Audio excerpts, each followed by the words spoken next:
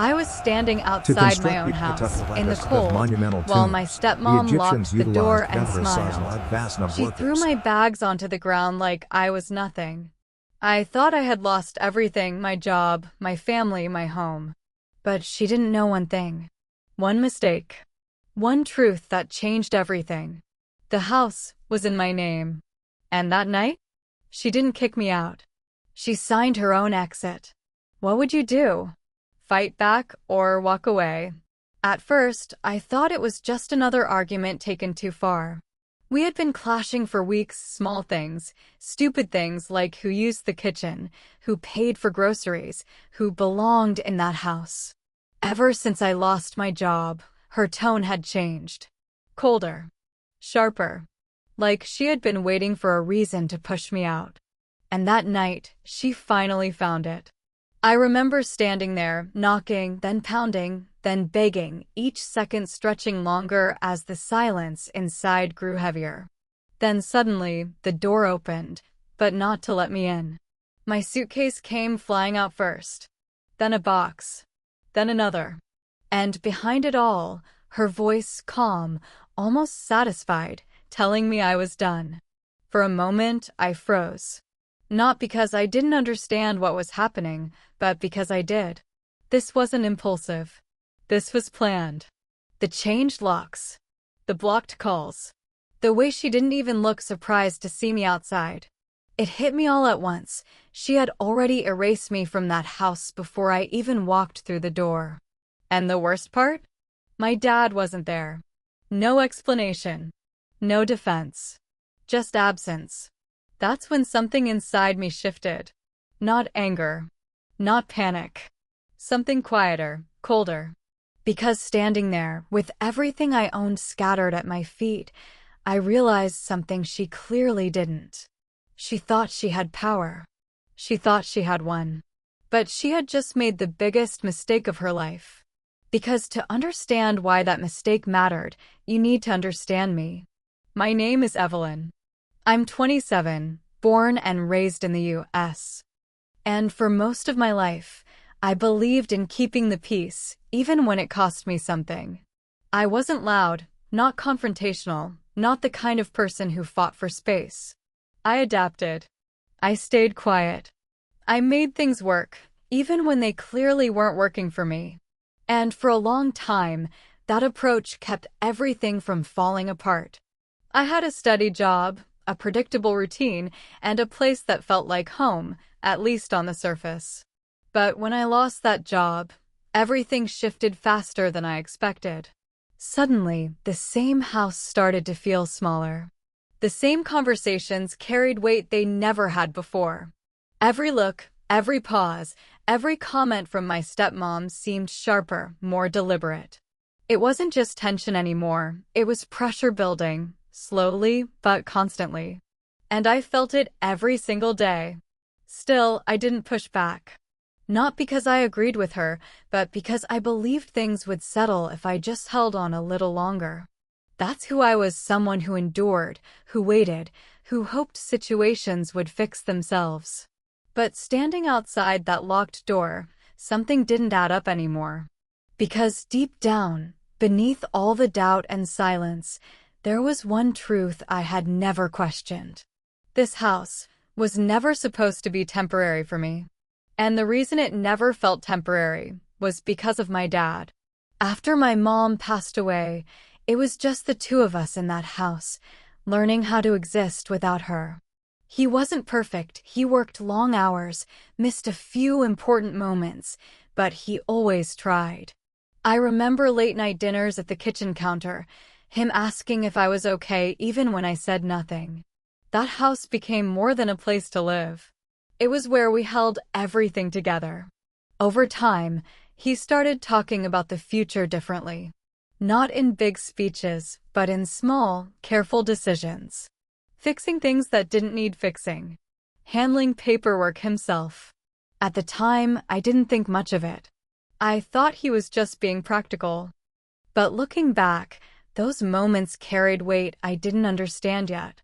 Because slowly, quietly, he was making sure that no matter what happened, I would always have something that couldn't be taken away. When he remarried, I tried to be supportive. I told myself he deserved happiness again. And for a while, things seemed balanced. He smiled more. The house felt alive again. But that shift didn't last. Little by little, his attention moved elsewhere. Conversations shortened. Eye contact faded. And when tension started growing between me and my stepmom, he didn't step in the way he used to. At first, I thought he just didn't notice. Then I wondered if he was avoiding it. But eventually, a harder truth settled in. He saw it and chose silence. And then, she appeared. At first, everything about her felt easy to accept. She was warm, attentive, almost too perfect in the way she spoke and moved through the house. She remembered small details, asked thoughtful questions, even tried to include me in conversations that didn't really need me. For a while, I convinced myself this was a good thing for him, for us. The house felt lighter, less quiet, like something broken had been carefully repaired. But slowly, subtle shifts began to surface. It started with tone. The way her voice changed when my dad left the room, still polite, but thinner, sharper at the edges. Then came the looks. Quick glances that lingered just a second too long, like she was measuring something she didn't like. I brushed it off at first. Adjustment takes time, I told myself. Not everything has to feel natural immediately. Then the small comments appeared. Harmless on the surface, but pointed underneath. Questions about my plans, my habits, my next steps. Each one framed as concern, but carrying a quiet judgment that was hard to ignore. And every time I tried to respond, she would smile, soft, controlled, as if she had already decided what I was worth. Still, I stayed patient. For my dad. For the version of this family I thought we could become. But the more I watched, the clearer it became this wasn't someone trying to join our life. She was slowly reshaping it. And I wasn't part of the design. And after the wedding, everything accelerated. The change wasn't sudden, not loud enough to call out, but constant enough to feel. At first, it showed up in routines. She rearranged the kitchen without asking, moved things I had used for years, and replaced them with her own choices. It seemed small, just preferences, but it sent a message. This house was no longer shared the way it used to be. Then came the rules. Not official ones, nothing written, but expectations that appeared out of nowhere. What time I should be home. How long I could stay in common areas. Even the way I left my shoes by the door became something to correct. Each comment was delivered calmly, almost politely, yet always with that same underlying tone, like I was slowly becoming a guest in a place I had never left. I tried to adjust. I told myself it was temporary, that she was just settling in. And for a moment, things would ease. A normal dinner. A short conversation that didn't carry tension. Those brief pauses made me question everything. Maybe I was overthinking. Maybe this was manageable. But then it would shift again. A look, a remark, a subtle reminder that I didn't quite belong. What made it harder was my dad's reaction. Or rather, his lack of one. He noticed the changes he had to, but instead of addressing them, he adapted too. He followed her lead, accepted the new structure, even when it quietly pushed me further out. That was the turning point. Not when she changed, but when he stopped holding the balance. And once that balance disappeared, the house didn't just feel different. It started to feel like it was being taken piece by piece right in front of me. And once that shift settled in, the control didn't stay subtle anymore. It became structured, deliberate, almost systematic. At first, it was about space. She started deciding which rooms were appropriate for me to use, framing it as organization, as efficiency. The living room became her area. The kitchen had rules. Even the timing of when I could shower or do laundry somehow turned into a discussion I was no longer part of. Then came access. The Wi-Fi password changed without notice. When I asked, she said it was temporary, something about security. Days passed. It was never shared again. Groceries I bought would disappear, replaced by items I didn't choose, as if my preferences no longer mattered. Every small control point added up, tightening around my daily life in ways that were hard to explain but impossible to ignore. I tried to bring it up once. Carefully. Calmly. My dad listened, nodded, but didn't challenge her. She responded before he could, smoothly redirecting the conversation, making it sound like concern. Like she was helping me adjust. And just like that, the moment passed. No resolution. Just a quiet dismissal that lingered longer than any argument could have. But the real shift came when I realized something deeper. This wasn't about rules or preferences anymore. It was about presence. I wasn't being included, I was being managed. Every movement, every habit, every part of my routine was being reshaped to fit a version of the house that no longer had space for me. And the more I adapted, the smaller my place became. Until one day, it barely felt like I had one at all. And as my place in the house kept shrinking, something else began to change, my dad. Not all at once, not in ways that were easy to point out, but gradually, almost invisibly. It started with small shifts in conversations. He would pause before responding to me, like he was weighing something first. Then came the corrections. Subtle at first, questioning my tone, my choices, even my intentions, things he had never done before. At the same time, she was always there. Not interrupting, not openly disagreeing, just present. Listening. Waiting. And somehow, after every interaction, the narrative would shift. A misunderstanding would turn into my fault. A neutral moment would become something I needed to work on. It was never direct, never confrontational, which made it harder to challenge. Because from the outside, it didn't look like manipulation. It looked like concern. I noticed it more clearly during dinner one night. I made a simple comment, nothing serious, and my dad reacted in a way that felt completely out of place. Defensive. Distant. Almost rehearsed. And when I looked at her, she didn't say anything. She just watched, calm, composed, like the outcome had already been decided before I even spoke. I tried to explain myself, to bring things back to what they actually were. But every attempt seemed to make it worse. My words didn't land the same way anymore. It was like I was speaking into something that had already been reshaped.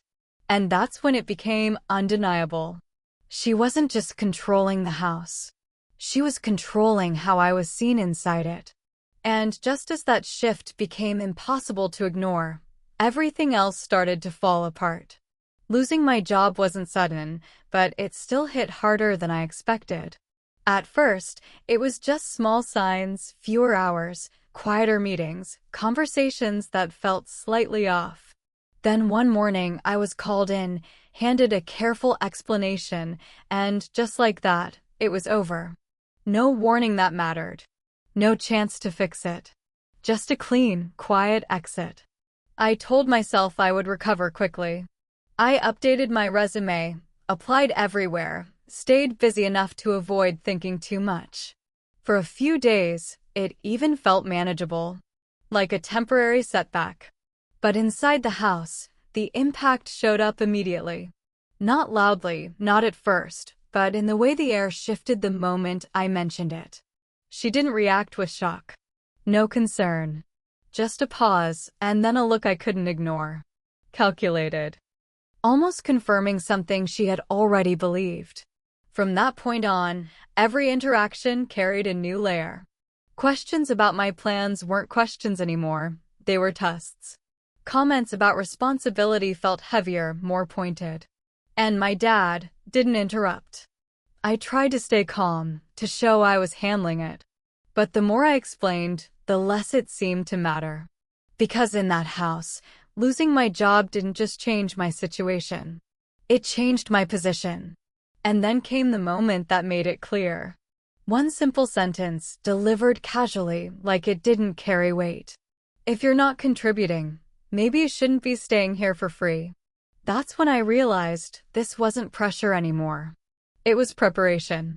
And once that line was crossed, there was no going back to quiet tension. Everything that had been subtle suddenly became direct. The next time we spoke, it wasn't layered in politeness or disguised as concern.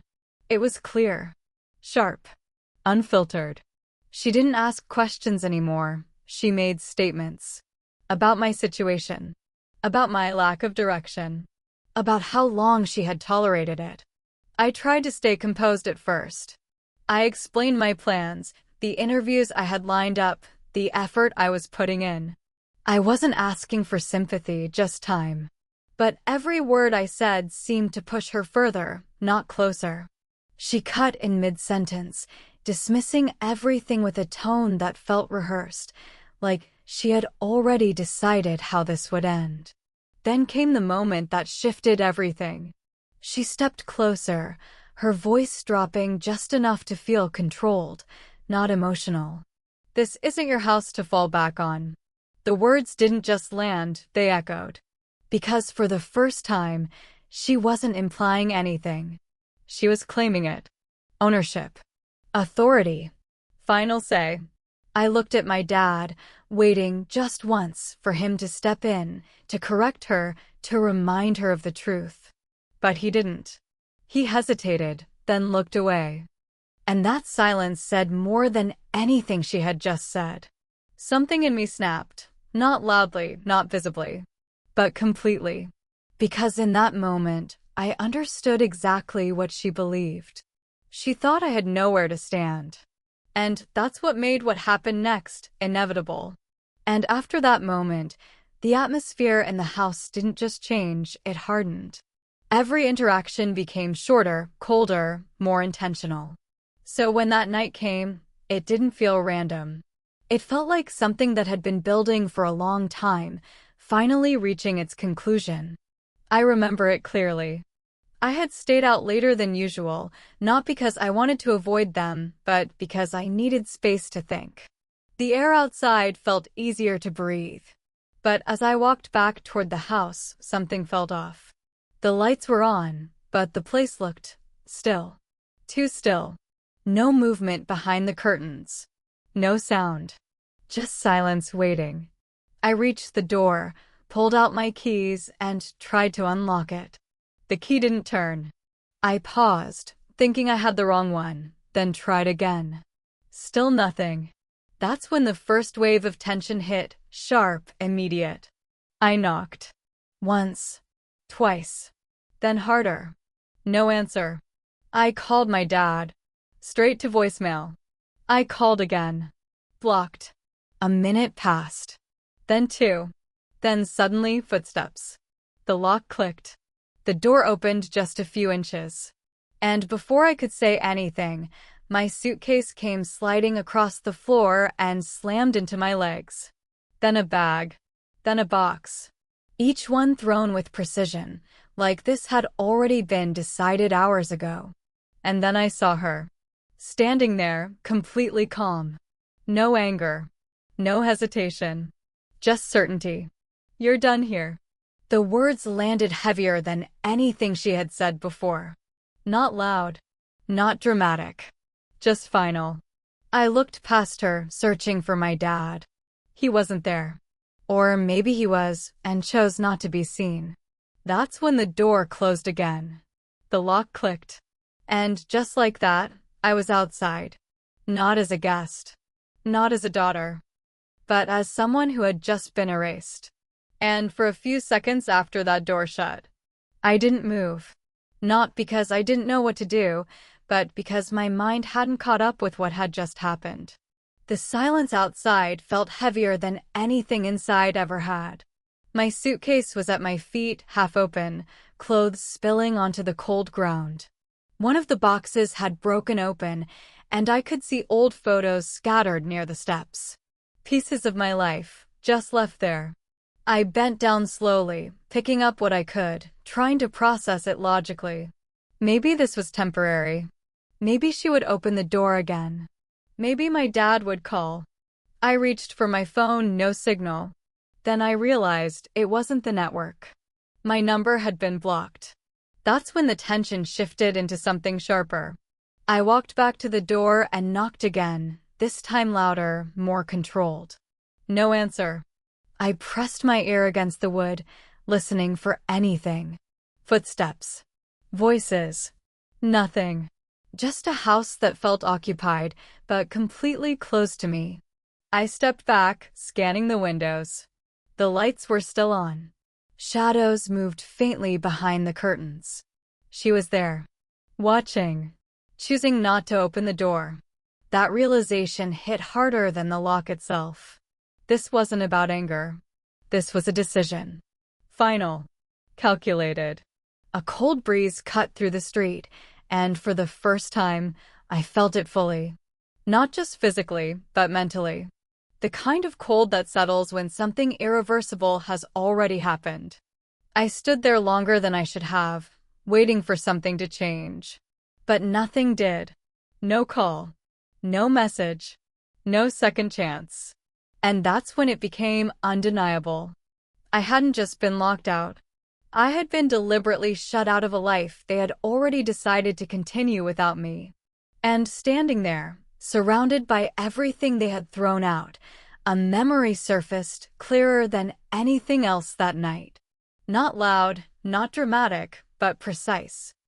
A conversation I hadn't thought about in months. Maybe even years. It was a quiet afternoon. Just me and my dad at the kitchen table. No tension. No pressure.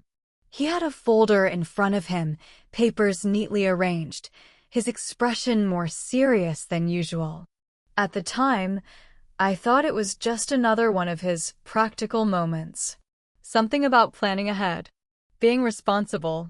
He asked me to sign a few documents. I didn't question it. I trusted him. Completely. But now, standing outside in the cold, every detail came rushing back. The way he double-checked everything. The way he paused before handing me the pen.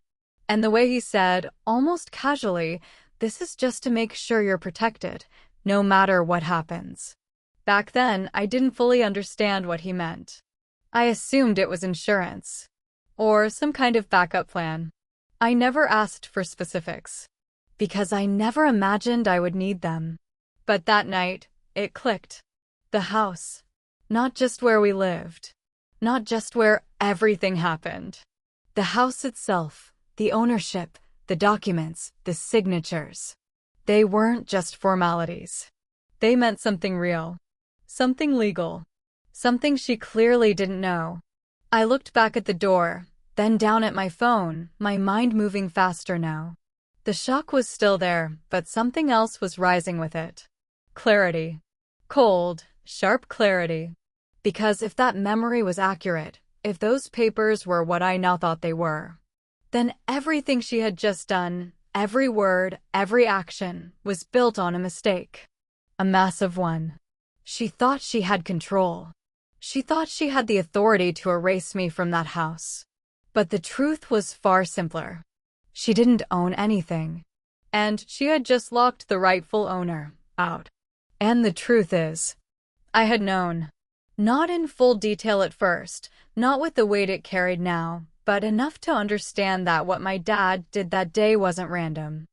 As time passed, I had come across the documents again, tucked away where he kept important things. I didn't go looking for them. I found them by accident. But once I did, I read everything. Carefully. Quietly. And I understood. The house was legally mine. I remember sitting there, holding those papers, feeling something shift inside me. Not power. Not excitement. Just responsibility. Because that information didn't feel like something to use. It felt like something to protect. So I put it back. I didn't bring it up. I didn't confront anyone. I didn't even tell my dad I had seen it. And from that moment on, I made a choice. I stayed silent. Not because I was weak. Not because I didn't notice what was happening. but because I believed there was still something worth preserving. My dad's peace. The fragile balance in the house. The possibility that things could stabilize if I didn't push back too hard. Every time she made a comment, every time she crossed a line, I told myself the same thing: this isn't the moment. But silence has a cost. And I paid it slowly, piece by piece, until the version of me that chose patience started to disappear. And standing there that night, locked out, holding the truth I had protected for so long, I realized something I couldn't ignore anymore. I hadn't been keeping the peace. I had been protecting the wrong person. And once that realization settled in, something shifted for good. Not suddenly, not in a dramatic burst, but in a quiet, irreversible way. I stopped waiting. I stopped hoping someone else would fix what had already been allowed to break. Standing there, with the cold pressing in and my life scattered across the ground, I made a decision that felt long overdue. I wasn't going to knock again. I wasn't going to call. And I definitely wasn't going to beg. Instead, I stepped back.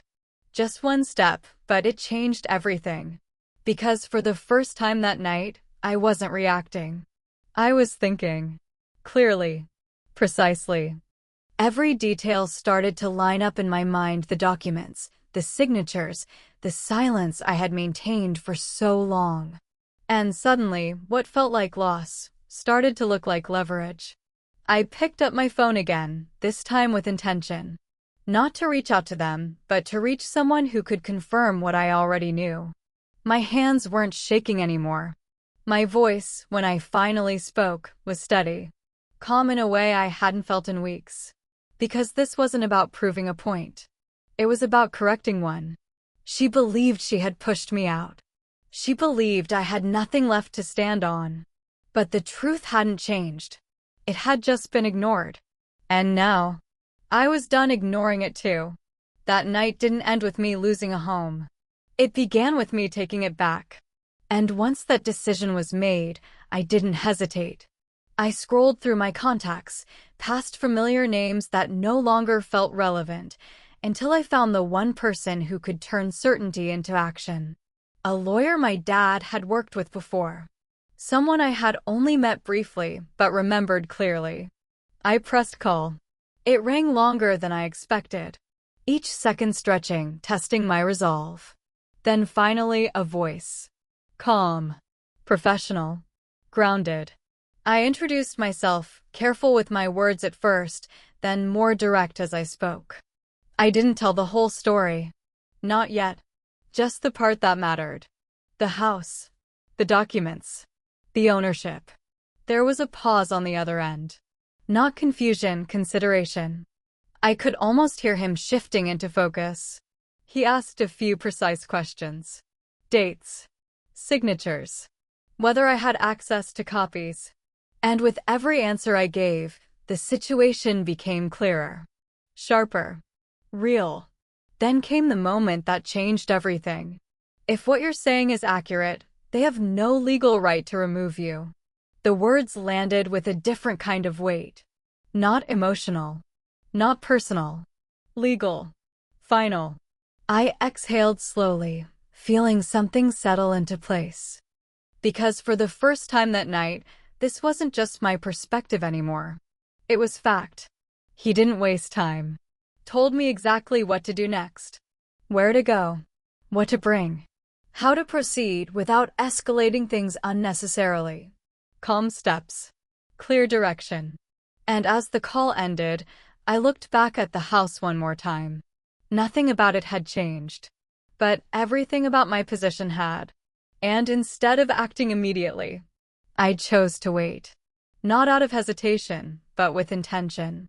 The lawyer's words were still fresh in my mind, clear and structured, but what mattered just as much was timing. If I reacted too soon, it would turn into a confrontation. And confrontation was exactly what she expected. So I did nothing. At least, nothing visible. I gathered my things quietly, piece by piece, moving with purpose, but without urgency. I found a place to stay for the night, somewhere temporary, somewhere neutral. No messages. No calls. No attempt to explain or defend myself. From their perspective, I had disappeared exactly the way they wanted. And that was the point. Because silence, when used right, isn't weakness.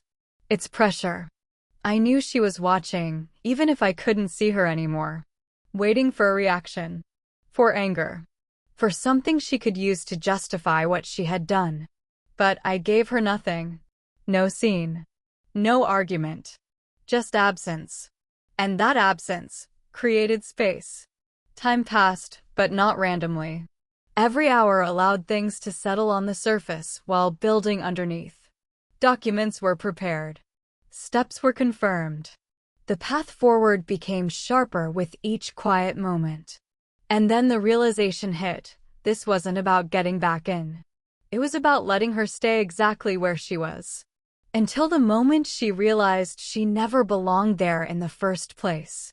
And when the time finally came, I didn't go back alone. The house looked exactly the same as the night before. Same lights. Same quiet street. Same closed door. But this time, everything felt different. Not because the place had changed, but because I had. I wasn't standing there uncertain anymore. I wasn't waiting to be let in. I was there to enter. Beside me stood the lawyer, calm, composed, holding a folder that now carried more weight than anything inside that house. And just behind him, a police officer, present but observant, making it clear this wasn't a conversation anymore. It was a process. For a brief second, I hesitated. Not out of fear, but memory. Every version of me that had stood at that door before, hopeful, patient, silent, flashed through my mind. Then it passed. Because that version of me no longer applied. I stepped forward and knocked. Once. Firm. Footsteps followed almost immediately. Faster than before. The lock turned. The door opened wider this time. And there she was. At first, her expression didn't change. That same controlled confidence. That same assumption of control. But then her eyes shifted past me, toward the people standing behind. And, in that exact moment, something cracked. Not loudly. Not dramatically. But visibly. Confusion. Then realization. Then something closer to panic. She tried to speak, to regain control of the situation, but the lawyer stepped forward before she could finish. Calm voice. Clear tone. No room for interpretation. And, just like that, the balance shifted. Because this time, I wasn't outside looking in. I was standing at the door, with the truth already on my side.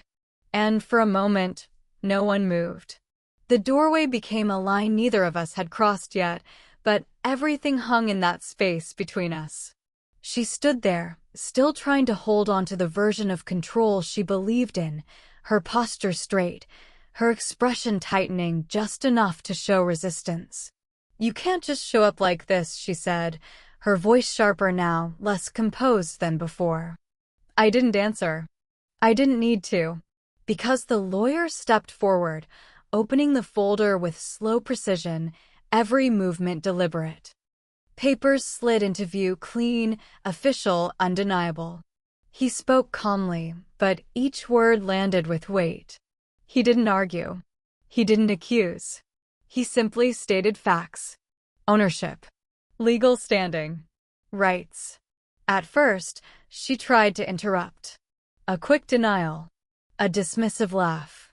But it didn't last. Because the more he spoke, the less space there was for her version of the story. Then came the shift.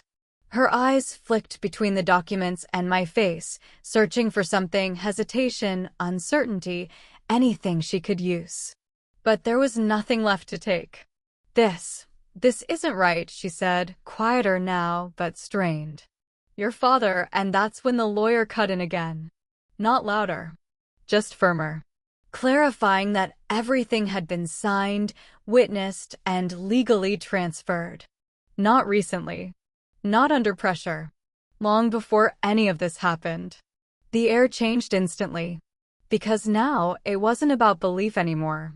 It was about proof. I stepped forward then, just enough to close the distance. Not aggressively, not emotionally, just present. And for the first time, she stepped back. A small movement, but it said everything. The door behind her, the space she had claimed so confidently, no longer belonged to her narrative. It belonged to reality. And in that moment, the control she thought she had slipped completely out of her hands. And once that control slipped, there was no way to pull it back. The truth didn't arrive all at once. It unfolded, piece by piece, each detail stripping away what she had built. The lawyer didn't rush. He turned each page slowly, placing the documents where she could see them clearly. Signatures, dates, official seals. Nothing dramatic, just undeniable. This property, he said evenly, was legally transferred under her name. Not a claim, not an opinion, a fact. For a second, she didn't react. Her eyes stayed on the paper as if refusing to process what was right in front of her. Then came the shift. A sharp inhale. A step backward. Her hand gripping the edge of the door just a little tighter. "That's not possible," she said, but the certainty was gone. Because deep down, she could feel it. The structure she had relied on was collapsing. The lawyer continued, clarifying timelines, confirming witnesses, outlining the legal standing with precision. Each sentence narrowed her options. Each detail closed another door. I watched her closely. Not with anger. Not with satisfaction. Just clarity. Because this wasn't about proving her wrong anymore. It was about revealing what had always been there. Then came the moment that sealed it. The current occupant, the lawyer added, glancing briefly toward her, has no legal authority to deny access to the rightful owner. Silence followed. Heavy. Complete. The officer shifted slightly behind us, not stepping in, just present enough to underline what had already been established. This wasn't a dispute anymore. It was enforcement waiting to happen. She looked at me then. Really looked this time. Not as someone beneath her. Not as someone she could control. But as something else entirely. A realization. Too late. Because in that moment, the story she had been telling herself no longer existed. The truth wasn't hidden anymore. It was standing right in front of her. And once the truth settled in, she didn't argue anymore. Not the way she had before. The sharp tone, the controlled confidence, it all faded, replaced by something far less stable. At first, it showed in small ways. Her posture shifted. Shoulders tightening, then dropping. Her grip on the door loosened, just slightly, as if even that simple act required more effort now. She tried to speak again, but the words didn't come out the same. Not firm. Not certain. Just fragments. Questions without structure. This doesn't make sense. There has to be, but there wasn't. Because everything she had relied on, the assumptions, the control, the quiet authority she believed she had built, was gone. And without it, there was nothing left to stand on. Her eyes moved around the room behind her, almost instinctively, as if searching for something familiar to hold onto. The furniture. The walls. The space she had claimed so confidently. But none of it responded. None of it supported her anymore. That's when the shift became visible. Not just confusion, but collapse. Not dramatic. Not loud. Just undeniable. She stepped back again, further this time, creating distance she hadn't intended. Her voice dropped, softer now, almost defensive. I didn't know, and for a second, that might have mattered.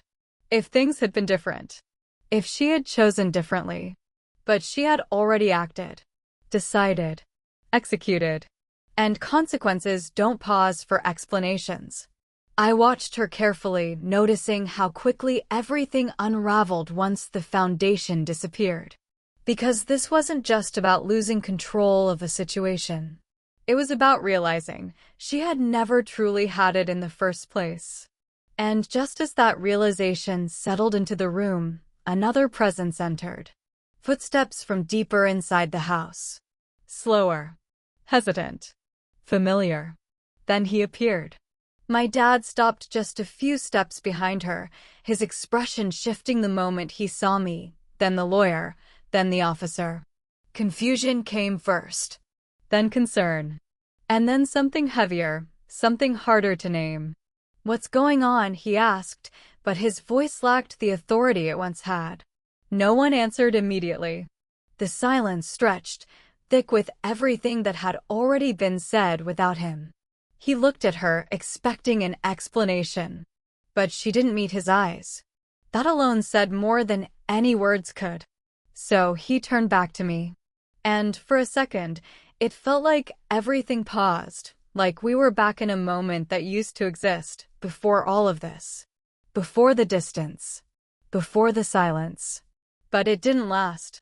The lawyer stepped forward again, repeating the facts clearly, this time directed at him. Ownership. Transfer.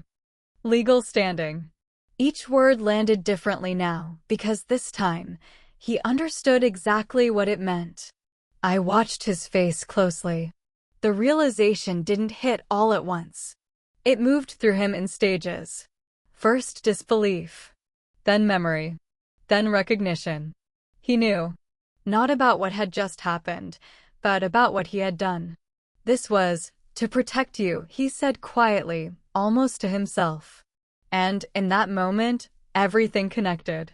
Because the silence he had chosen before wasn't just avoidance. It was a failure to act on something he had already put in place. He looked at her again, but this time differently. Not supportive. Not aligned. Just distant. And that was the real shift. Not the documents. Not the law. But the moment he finally saw the situation, the way it had actually been all along. And once he finally saw it, I knew there was no reason to hold anything back anymore. For so long, I had chosen silence, carefully, deliberately, believing it was protecting something worth saving. But standing there now, with everything exposed, that silence no longer made sense. It didn't protect anyone. It only delayed what was already inevitable. So I spoke. Not loudly. Not emotionally. Just clearly. I knew, I said, my voice steady, cutting through the tension without force. Both of them looked at me at the same time. Different reactions, same shock. I saw the documents. A long time ago. I let that settle, watching it land. My dad's expression shifted first, confusion giving way to something heavier. Regret, maybe. Or realization that the truth had been sitting there, unnoticed. I didn't say anything, I continued, not breaking eye contact. Because I thought keeping things calm mattered more than being right. That was the part that changed everything. Because it wasn't just about ownership anymore. It was about choice. Mine. Her face tightened, like she was trying to find a way to turn it, to twist it into something else. But there was no angle left. No version where she could take control of this narrative again. "And when you told me to leave," I added, quieter now, but sharper, "you weren't removing me. You were stepping into something you didn't understand." Silence followed. Not empty, but full. Because this wasn't a reveal. It was a correction. And in that moment, for the first time, I wasn't explaining myself.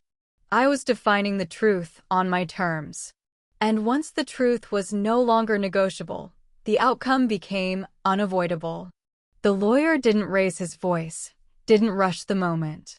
He simply closed the folder and spoke with quiet finality, outlining the next step. If she remained, it would no longer be a disagreement. It would be a legal violation. Clear. Direct. Already in motion. For a brief second, she stood frozen, as if waiting for something to interrupt reality. For someone to step in, to reverse what had already been set. Her eyes moved quickly, toward my dad, toward the officer, back to me. Searching. Hoping. But nothing came. My dad didn't defend her. The officer didn't hesitate. And I didn't move. That silence made the decision for her. Slowly, almost mechanically, she stepped back from the doorway. Not out of acceptance, but because there was no position left to hold. Her hand slipped from the frame, the same place she had stood with certainty just hours before. Now it looked unfamiliar, even to her. "This is ridiculous," she muttered, but the words lacked force, falling apart before they could land. She turned, walking deeper into the house, not with authority, but with urgency. Drawers opened. Footsteps quickened. The sound of things being gathered, no longer arranged. And, just like that, the space began to shift again.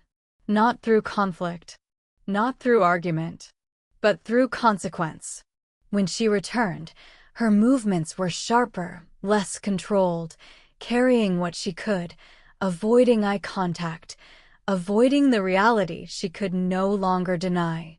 She passed by us without another word. And as the door remained open behind her, it became clear. She hadn't been forced out by anger.